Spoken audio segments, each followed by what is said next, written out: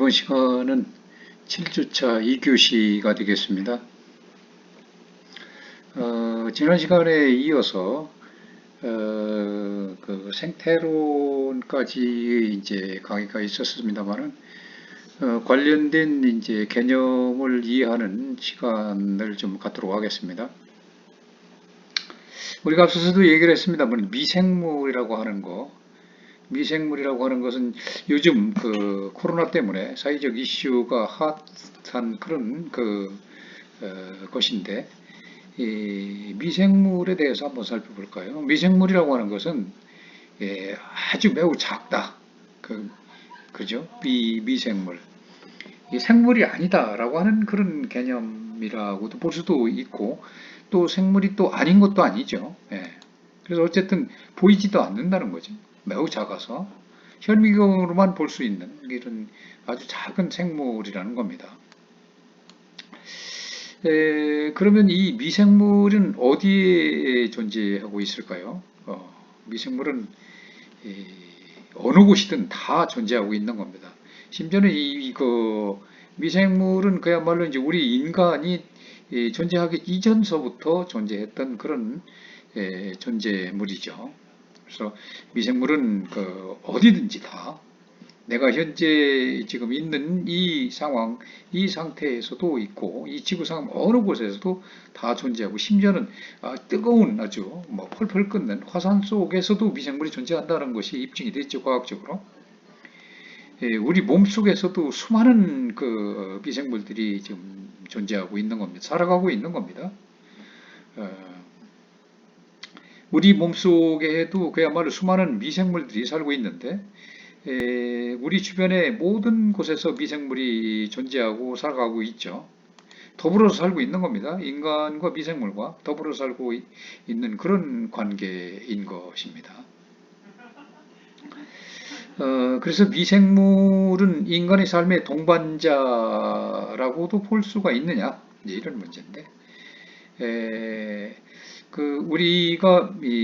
우리는 그 미생물이라고 한다면 이제 나쁜 측면으로 건강에 어떤 해로운 병은 근마를 이제 인식을 하게 되었었죠.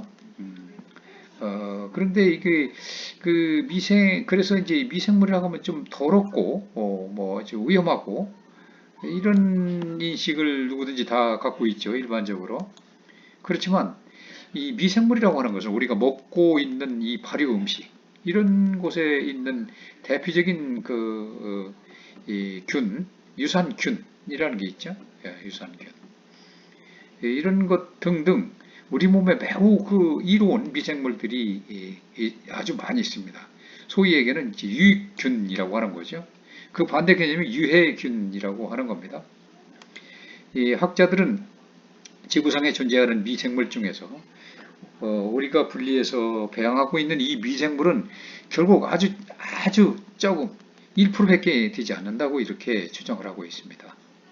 우리가 알지 못하는 그런 미생물들이 엄청나게 많다는 거죠. 그만큼 이 미생물에 대해서는 아직도 우리가 새로 발굴하고 연구해야 될 그런 그 미지의 분야가 너무나 많이 남아있다라고 하는 것입니다. 미생물은 어떻게 처음 발견됐을까요? 이 미생물 발견은 그 현미경의 발견과 바로 연관되어 있습니다.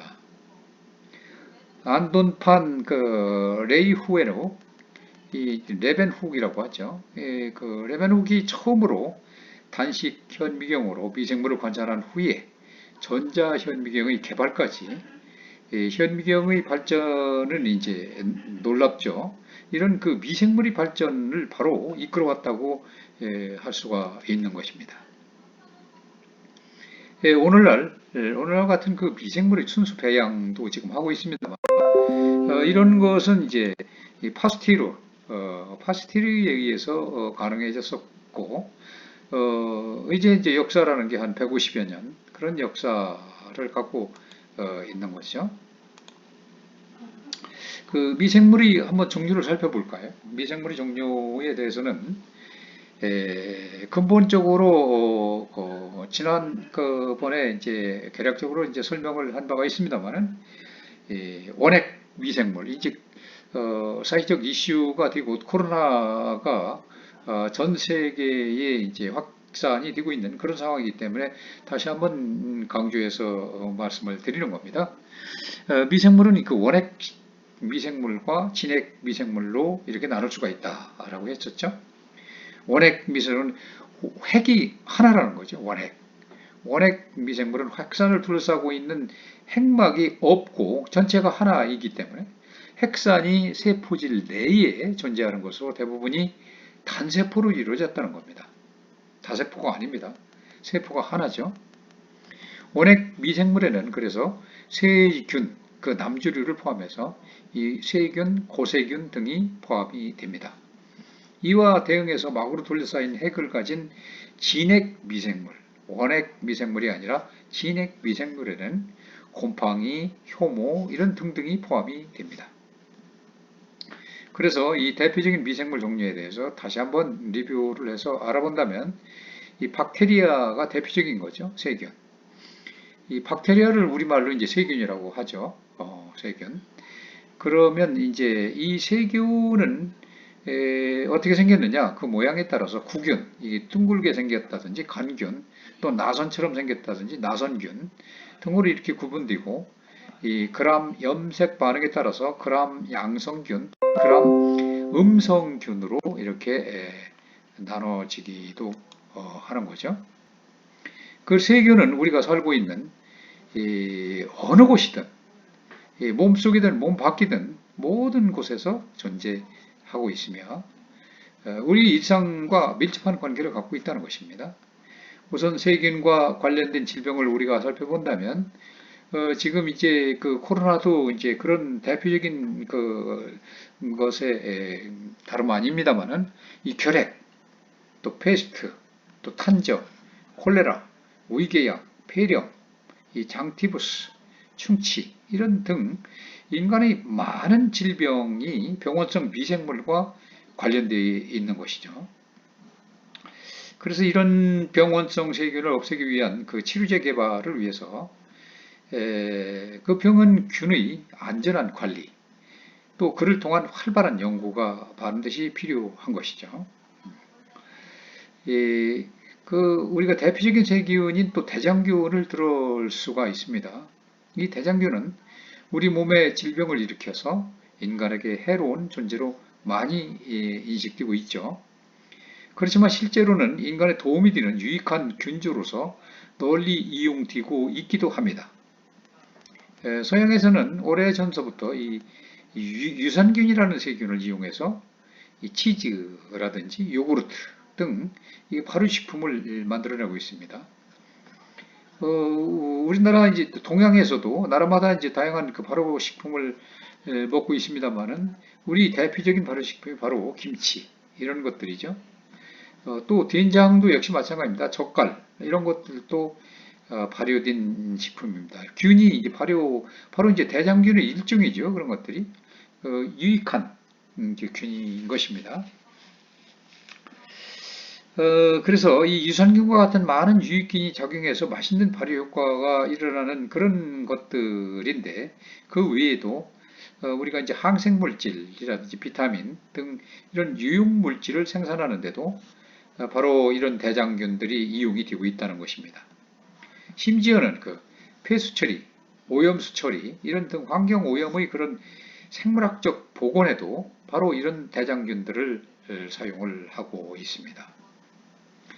그래서 이 대장균은 가장 널리 이용되는 세균 자원인데 이 대장균이 가지고 있는 플라스미드라고 하는 원형 DNA를 이용한 유전자재 조합 기술로 다양한 그런 유전학 실험과 그리고 유용물질을 생산이 이루어지고 있는 것이죠. 그 위에 이제 뿌리혹박테리아 같이 식물과 공생하는 세균도 있는데 바로 이제 콩 종류가 이제 그 콩 뿌리가 그렇죠. 뿌리혹박테리아 이런 식물과 공생하는 그 세균입니다. 그래서 이제 이들은 그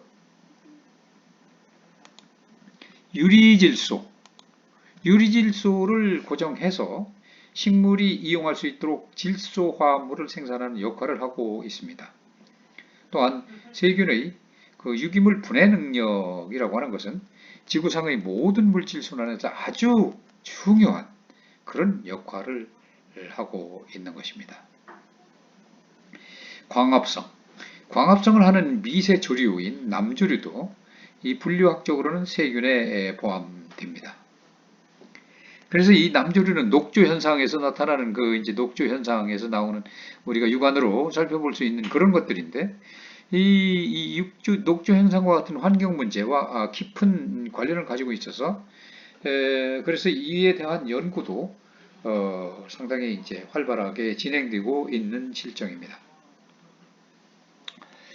이기류라든지 뭐 이런 것들도 사실 그것도 이제 하나의 세균성으로서 있는 그런 현상들이죠.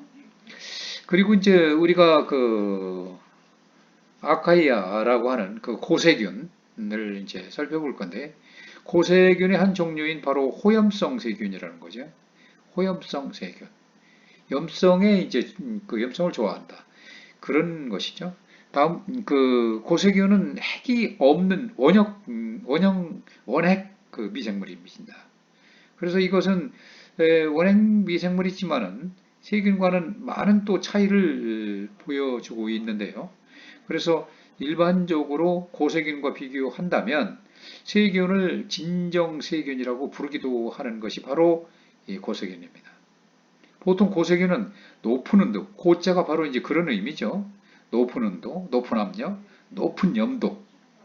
이런 그 극한 상황에서 잘 자라고 있는 그런 그 세균을 고세균이라고 하는 거죠.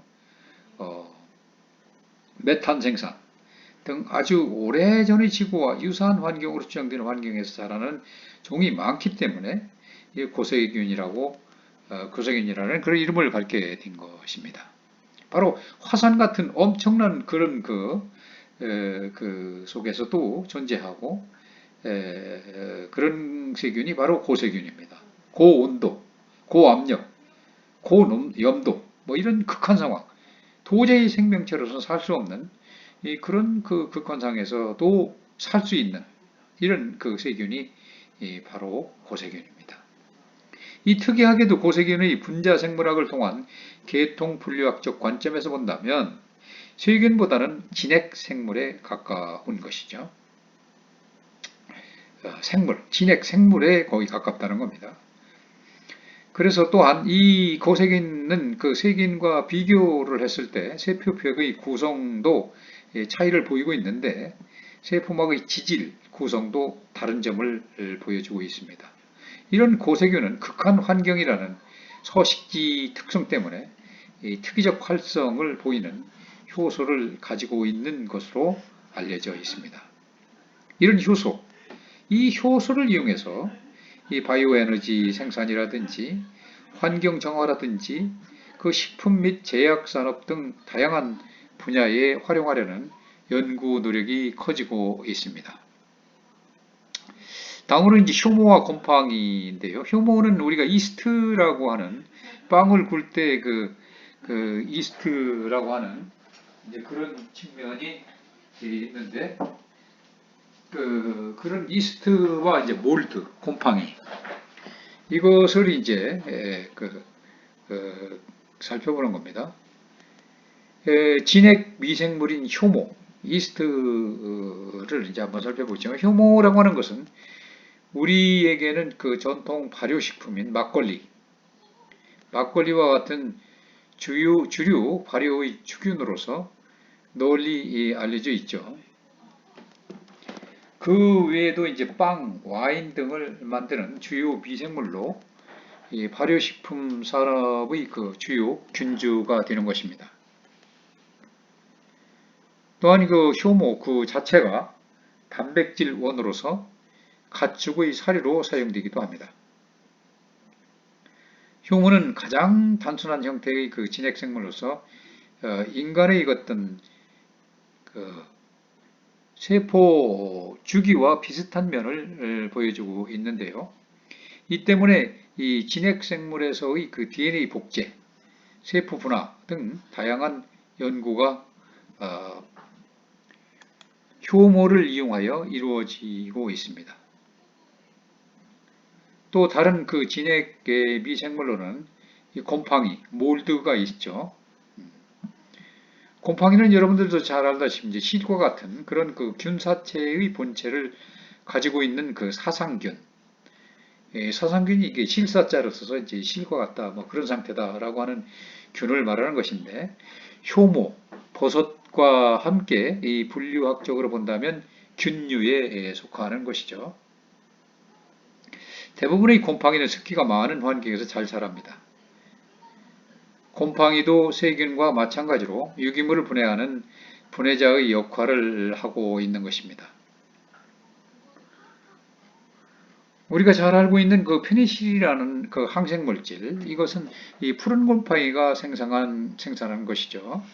이처럼 이 곰팡이도 유용물질 생산 등에 널리 이용되고 있는 겁니다. 그리고 미생물이라고 하는 것은 지금까지 살펴본 것처럼 이 병원균 또는 유익균의 그 양면성을 가지고 있기 때문에 우리 삶과 깊숙이 관련되어 있다는 것이죠. 현재 우리는 이 사스라든지 조류 인플루엔자와 같은 새로운 감염 질병에 맞서 싸우기 위해서 다양한 생물 자원으로부터 유익물질을 얻으려는 연구 노력을 집중하고 있습니다. 지금 현재 핫 이슈가 되고 있는 코로나의 그런 문제가 전 세계적으로 확산되고 있는데 아주 이러한 것이 이 중요성을 더해주고 있는 것이죠. 그래서 이런 연구 노력이 지속되고 있는데 이제 머지않아 치료제가 나올 그런 가능성도 기대를 지금 하고 있는 겁니다. 이 대표적인 것들로 이 미생물 자원을 이용하려는 다양한 노력들도 많이 이루어지고 있는 겁니다. 그래서 제2차 세계대전에서 많은 병사를 구해낼 수 있었던 페니실린이 아주 상당히 기여를 했었죠. 그래서 이런 페니실린처럼 미래의 어떤 질병 퇴치, 또 코로나도 불원간의 이제 어떤 치료제, 이런 것들이 이제 나타나서 우리 삶의 질을 높여질, 또 새로운 경제가 살 수 있고 또 살아나갈 수 있는 어떤 그런 활로를 만들어줄 수 있는 이 새로운 어떤 금광으로서 미생물이 활용되기를 이제 기대해 볼 수가 있는 겁니다. 그리고 이제 앞서서 얘기한 이제 기후 온난화와 관련해서 해양 산성화 속도가 3억 년 이래 최고를 이루고 있다. 이렇게 지금 기사가 나온 바도 있습니다. 그래서 현재 진행 중인 바닷물의 산성화 속도가 4차례의 대멸종이 일어난 지난 3억 년 사이에 어떤 기후변화기 때보다도 빠른 것으로 밝혀졌다고 liveScience.com이 보도한 바가 있습니다. 미국 콜ум비아 대학 연구진은 지난 3억 년 사이에 해양 지층 분석을 통해서 오늘날 해양 산성화 현상은 심해 생물까지 멸종한 5,600만 년 에오스 최고온기보다도 최소한 10배 빠르게 진행되고 있음을 확인했다고 사이언스지가 발표한 바가 있습니다. 해양 산성화는 이 대기 중 이산화탄소 농도의 농도가 증가돼서 그런 결과에 의해서 일어나는 것이며, 또 기후 격변과 대밀종이 바로 수반될 수밖에 없는 상황인 것입니다. 바로 그래서 해양 산성화가 굉장히 중요한 것이죠. 이 바닷물이 산성화가 된다라고 하는 거, 즉 대기 중 이산화탄소 농도가 증가해가지고 결국 이 기후가 엄청난 격변이 일어나고 대멸종이 수반될 수밖에 없다라는 거죠. 그렇지만 과거의 이산화탄소 증가 현상이 어떤 화산, 폭발 등 자연재해의 결과인데 비해서 오늘날에는 인간 활동의 산물이라는 차이가 있다고 연구진은 지적을 한 바가 있습니다. 즉 인간의 어떤 화석 연료를 사용에 따라서 이산화탄소가 증가되고 또 이산화탄소가 증가됨에 따라서 또 기후 온난화가 발생되고 기후 온난화가 발생됨에 따라서 자연재해가 발생이 된다는 거죠. 폭풍이라든지 폭염이라든지 홍수라든지 이런 것이 뒤따라오기 때문에 그에 따른 모든 생명들이 이제 피해를 받게 된다는 것입니다. 그래서 그 연구자들은 과거엔 바닷물이 산성화돼도 그야말로 생명체가 일제히 멸종하지는 않았지만 그리고 죽은 생명체를 대신해서 새로운 종들도 이렇게 진화하고 발전되고 이렇게 했는데 그러나 지금과 같은 그런 속도로 탄소가 이렇게 이산화탄소가 배출된다라고 한다면 결국 산호초, 또 굴, 연어 이런 이 비롯한 수많은 해양 생물들이 머지않아 사라질 것이다. 이렇게 지적을 하고 있는 것입니다. 이 대기 중에 이산화탄소 농도가 증가한다면 바다가 이를 흡수해서 결국 탄산으로 전환하고 또 그에 따라서 바닷물의 산성도가 높아질 수밖에 없는데 이 과정에서 산호와 굴, 연어가 먹이가 되는 작은 달팽이 같은 동물들의 필요한 탄산염이 용해를 일으킨다는 것이죠. 그래서 이 연구진들은 대기 중 이산화탄소 농도가 2배로 높아지고 기온이 급상승한 그 PTM 당시에 비해서 현재의 산성화 속도는 최소한 10배 빠르다고 지적을 한 바가 있습니다. 그래서 이산화탄소가 발생이 되면서 오존층이 파괴되고 자외선도 또 급속도로 침투를 하게 되고 인간의 이제 피부병 질환도 있지만은 중요한 것은 그것이 이제 바다 속에 녹는다는 거죠. 녹아서 그것이 농도를 높이고 그래서 산성화가 가일층 가속화가 된다. 그래서 피할 수 없는 대재앙이 올 수도 있다라고 하는 겁니다. 앞서서 우리는 그 생태주의에 대해서도 살펴본 바가 있습니다만은 생태주의라고 하는 것은 근본적으로 다시 강조하지만 인간을 생태계의 일부로 본다는 겁니다. 그래서 자연과 조화를 이루어야 한다는 것을 기본 골조로 하는 거죠. 그래서 인간과 마찬가지로 지구를 하나의 생명체로 보는 겁니다. 생명체로 보고 모든 생물이 유기적으로 연결되어 있고 그리고 전체로서 본다는 겁니다. 전체의 일부로 기능을. 우리 일부들은 그 전체 속에서 일부로서 존재하는 그런 기능을 한다는 그런 가이아 이론과 또 바로 상통하는 그런 것이죠. 생태주의 이분학의 대표적인 작품이 바로 리처드 게리 브라우티건의 미국의 송원학시라는 것이 있습니다. 그래서 이 생태주의라는 사전적인 그 설명도 에콜로지즘이라고 하는 것인데 에콜로지즘인데 전통적인 환경주의보다는 더 근본적이고 급진적인 방법으로 환경 문제를 바라본다. 그런 사상이다.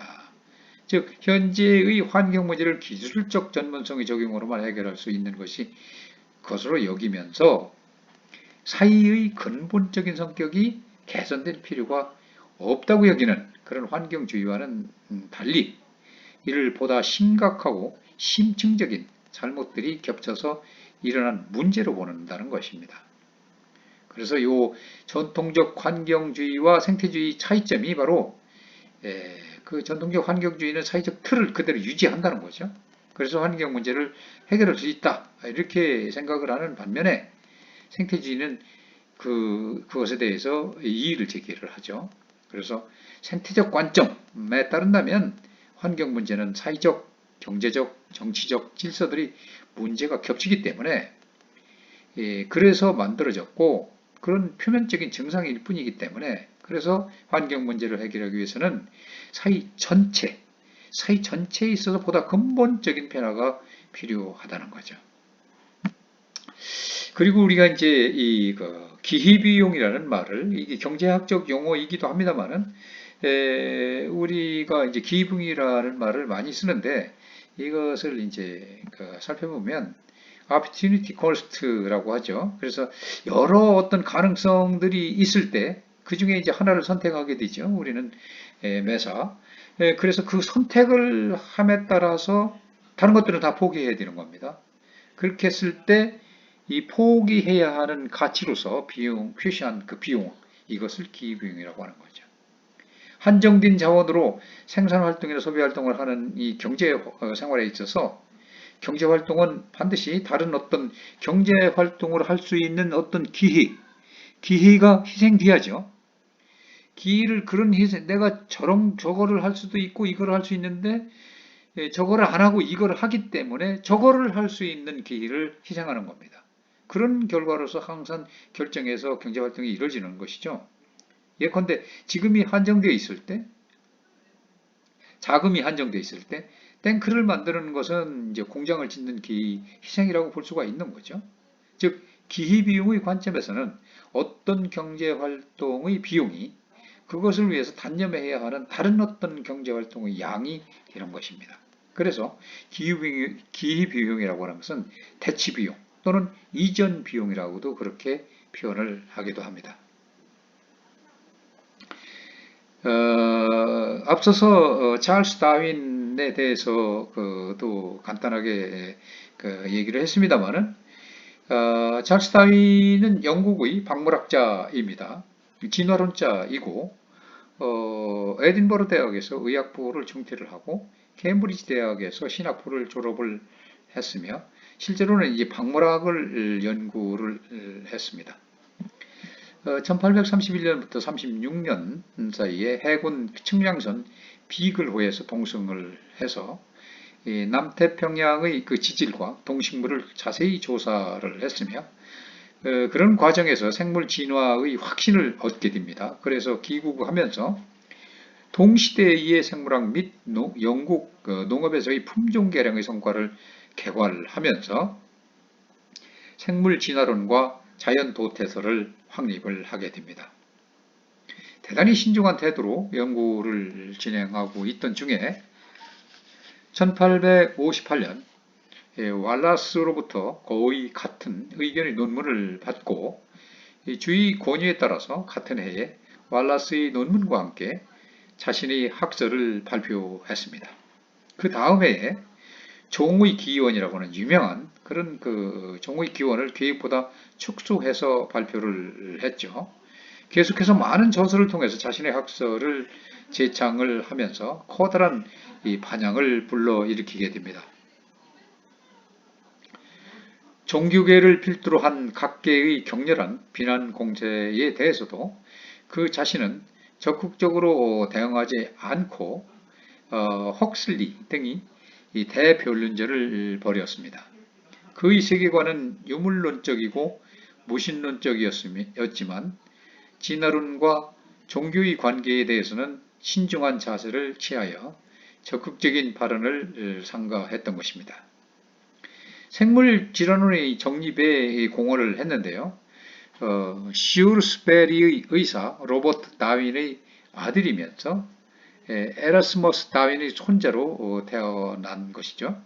1825년도 에든버러 대학에 입학해서 의학을 배웠지만 성격을 잘 맞지 않아서 중퇴를 한 바 있습니다. 1828년 케임브리지 대학에서 전학해서 신학을 또 공부를 했죠. 그래서 이제 졸업을 했는데 어릴 때부터 동식물에 관심을 많이 가졌었고 케임브리지 대학의 그 식물학 교수 제이 헨슬로와 이 친교를 맺고 그 분야의 지도를 받게 되는 것입니다.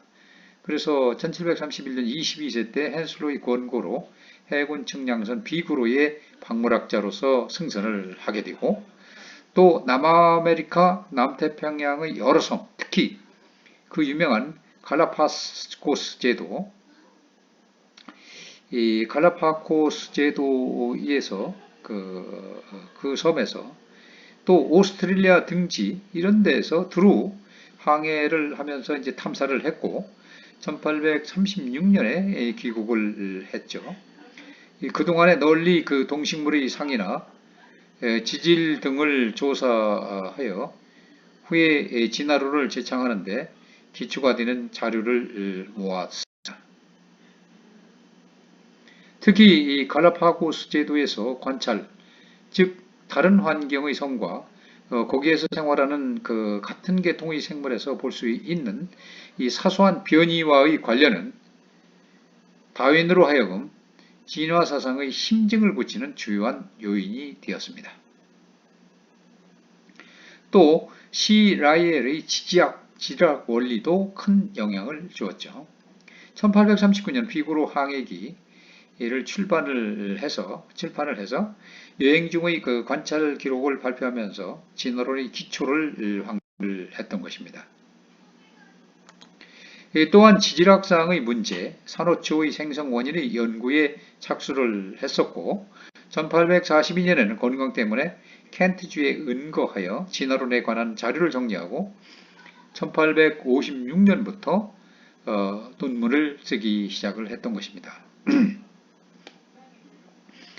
그런데 1858년도에 동남아시아에서 연구 중이던 A.R. 월리스가 다윈과 같은 견해의 논문을 보내오자 이에 놀란 그는 서둘러 논문을 정리해서 그의 런던의 린네 학회의 월리스의 논문과 함께 동시에 발표를 했고 이듬해인 1859년 종의 기원이라고 하는 그런 그 정식 명칭은 원래 자연 선택에 의한 종의 기원에 관하여라는 이런 그 저작의 진화 사상을 공표를 했던 겁니다.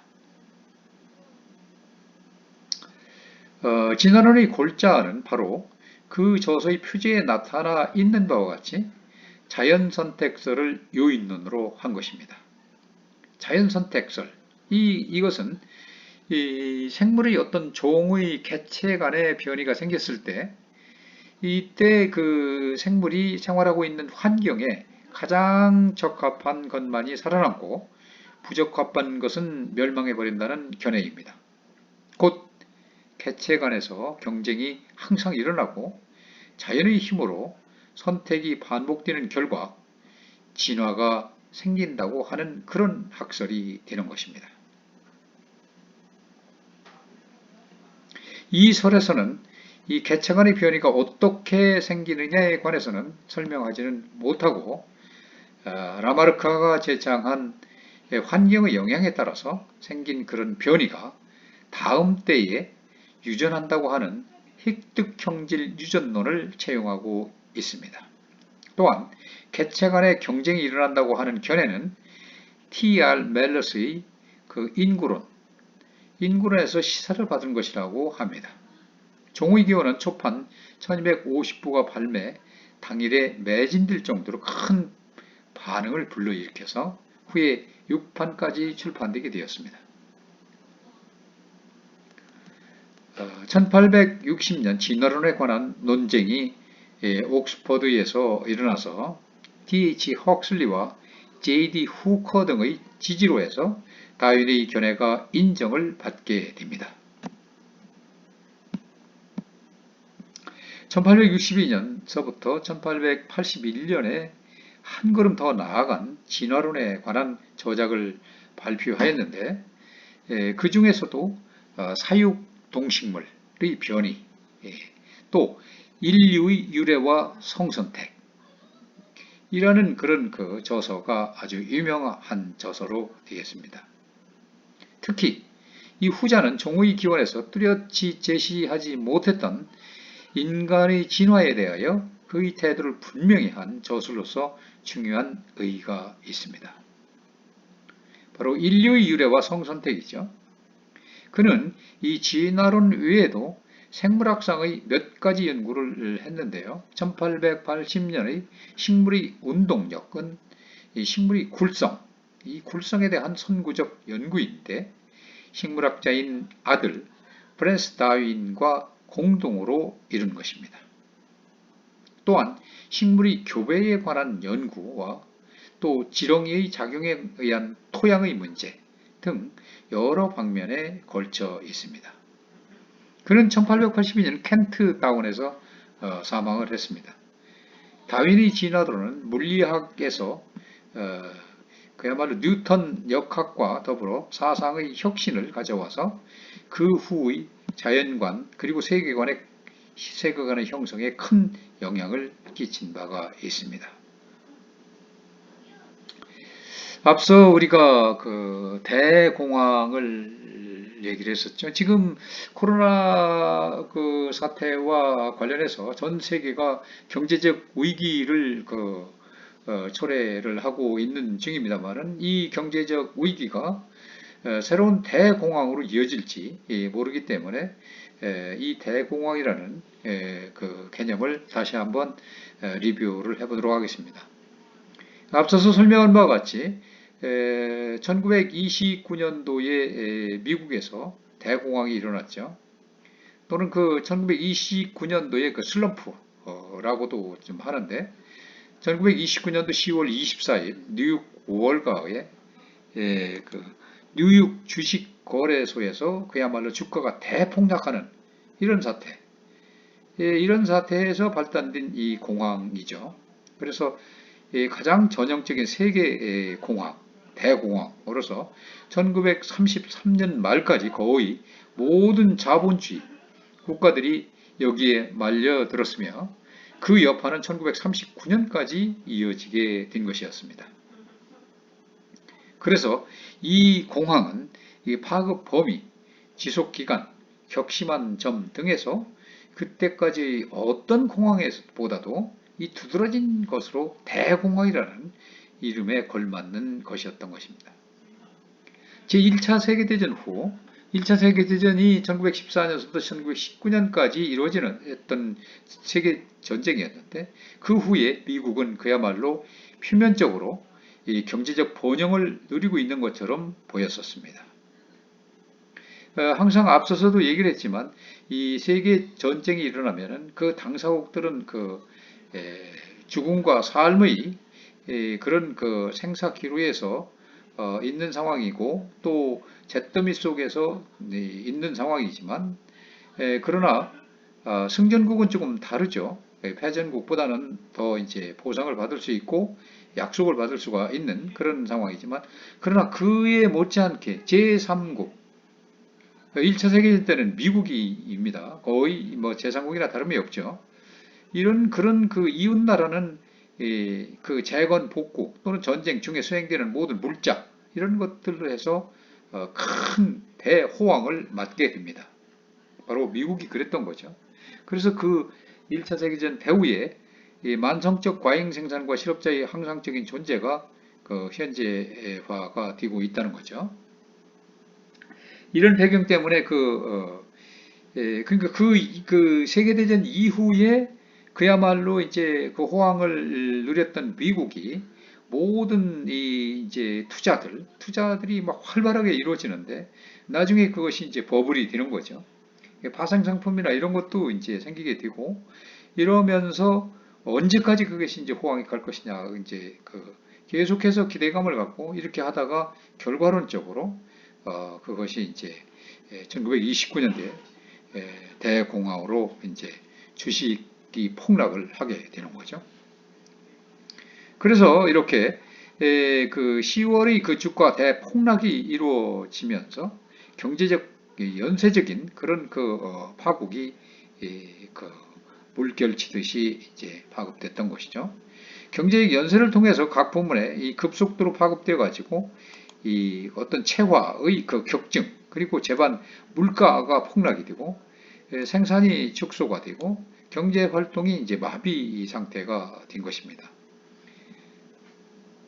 지금 코로나 사태가 전 세계를 이제 파국으로 지금 몰고 가고 있는 상황이죠. 경제 자체가 이제 사람들이 움직임을 이제 봉쇄를 하고 이렇게 되다 보니까 결국은 이제 경제 생활이 이제 중단되게 되고 경제 생활이 중단되다 보니까 이제 생산이 축소되고 심지어는 미국 같은 경우는 이제 우유를 소비가 안 되니까 그냥 그 거리에 갖다 그 배럴별로 막 이렇게 쏟아 버리는 그런 현상까지도 TV를 통해서 볼 수가 있었죠. 뿐만 아니라 지금 석유도 이제 석유를 생산해서 사가는 게 아니라 사가는 게 아니라 돈을 받고 가져가는 겁니다.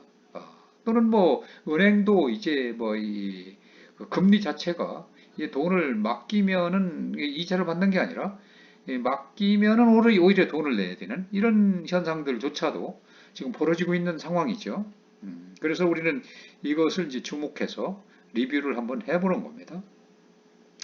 그렇게 해서 이렇게 그 대공황이 일어났던 1929년도 미국에서 그런 그 연쇄적인 그 파국이 되었었던 거죠.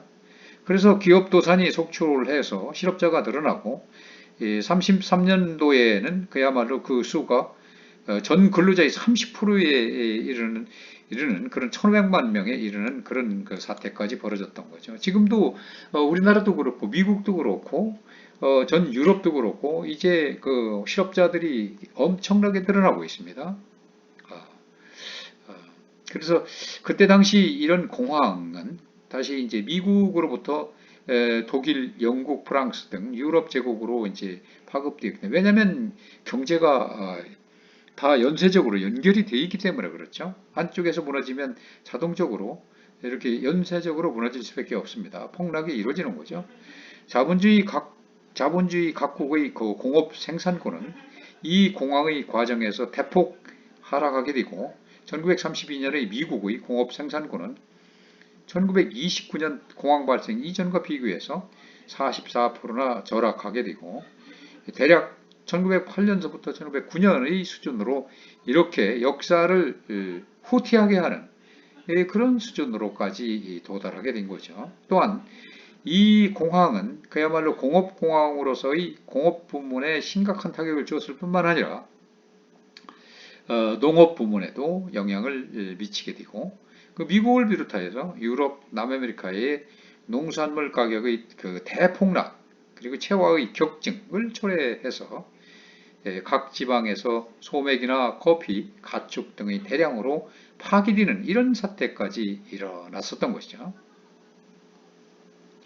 이 금융 부분에 있어서도 31년 오스트리아 은행 도산을 계기로 해서 유럽 제국의 금융 공황이 발생되고 또 영국이 31년 9월 금융본위제를 정지하자 그것이 각국에 파급되어서 금본위제로부터 잇따른 그 이탈을 초래해 가지고 미국은 33년대에 금본위제를 정지했던 것입니다.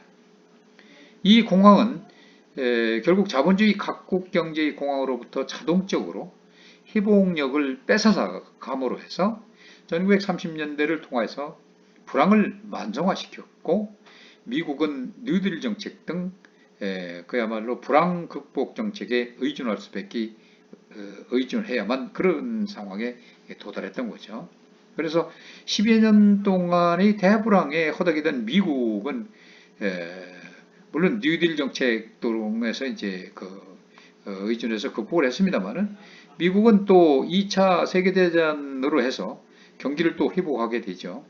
승전국이었고 거기는 이제 피해를 일본과의 이제 전쟁으로 해서 피해가 일부 있었습니다만 아주 극히 일부였었고 그래서 이제 경기를 회복시키는데도 유리했을 뿐만 아니라 많은 물자와 자원들이 또 그 전쟁으로 인해서 소모되었고 필요에 의해서 개발이 되었고 이렇기 때문에 경기를 회복을 하게 됩니다. 또 승전국이었고 대전 중에는 실질수득이 거의 뭐 2배 이상으로 증가하는 그런 사태까지 나오게 된 겁니다. 그래서 우리가 이제 이런 현재의 코로나 사태가 전 세계적으로 경제의 위기를 촉발하고 있고 실업률이 이제 엄청나게 양산이 되고 있고 또 경제 생산이 이제 중단되고 이렇게 해서 우리나라 같은 경우는 이제 다소 이제 어느 정도 잡히는 것으로 좀 보아지고 서서히 이제 경제진흥 정책에 이제 올인을 하는 쪽으로도 이제 보입니다만은 아직도 미국이나 유럽에서는 이 코로나 사태의 진정한 기미가 잘 보이지 않음으로 해서 결과론적으로 경제의 위기가 봉착되고 석유 대란이라든지 또는 그 농산물, 공산물의 이 축소, 대폭 폭락, 또 실업자 속출 이런 것들이 문제가 되기 때문에 우리는 이제 한번 반면교사로 삼고 리뷰를 했던 것입니다. 오늘 수업은 여기서 시간 관계상 끝내도록 하겠습니다. 여러분 수고했습니다.